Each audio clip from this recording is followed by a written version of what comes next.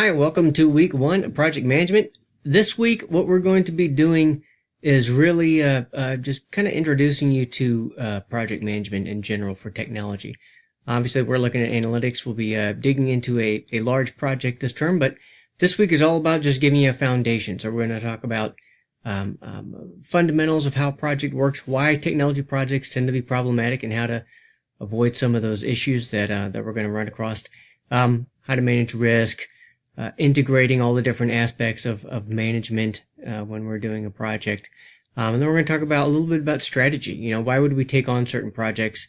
And then the risks associated with taking on projects, and then how to make a business case that if there's something we want to go do, how do we actually, go justify it and get it done? So that's kind of a lot of shaping kinds of things, introductions this week. So that's what we're going to be doing.